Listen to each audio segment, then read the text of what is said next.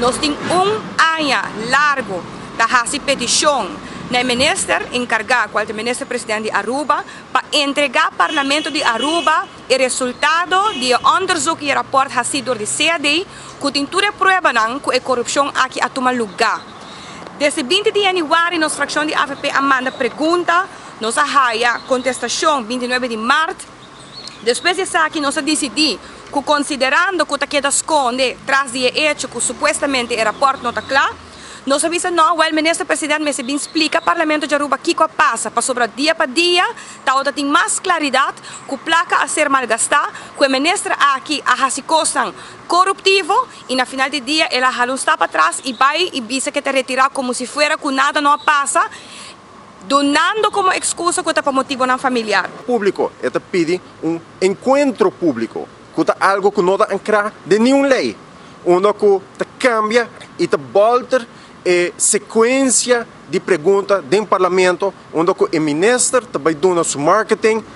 a nós como parlamentários, mas para escutar por horas, o qual traz adiante na sua maneira, na sua antojo. Então, está aqui simplesmente para correr de possibilidade para nós por entregar uma moção de desconfiança contra sua persona. Então, ora nosso papel de Aruba House, nosso papel de responsabilidade de nenhum outro gente, como a senhora Evelyn Wever Cruz, que por 5 anos é responsável para o ministro plenipotenciário e por 5 anos é responsável para Aruba House. Agora, que responsabilizar toda outra gente,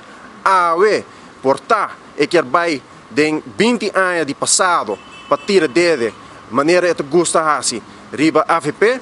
mas a realidade que a senhora aqui a causa é desastre que toma lugar na Aruba House e que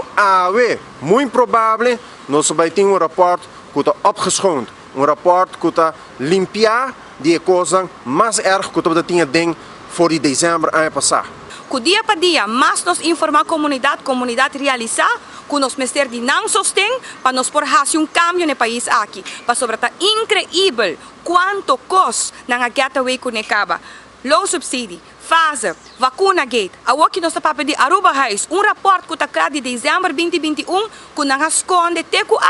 e ministro-presidente está chamando openbare bijeenkomst, vai um papel bonita de rapport que provavelmente acaba encarregado o mês para a direita e lava mão para não se vai para responsável e não se haja uma moção de desconfiança dentro do Parlamento de Aruba. Mas chama danki e me espera que o povo queda pendiente e al tanto de lo qual que está sucedendo na instituto e órgano de mais alto do país aqui que não tem respeito mais nem para a lei, nem para a democracia, nem para o povo aqui e tampouco não está para nenhum princípio, maneira supostamente na avisa que não está para pé.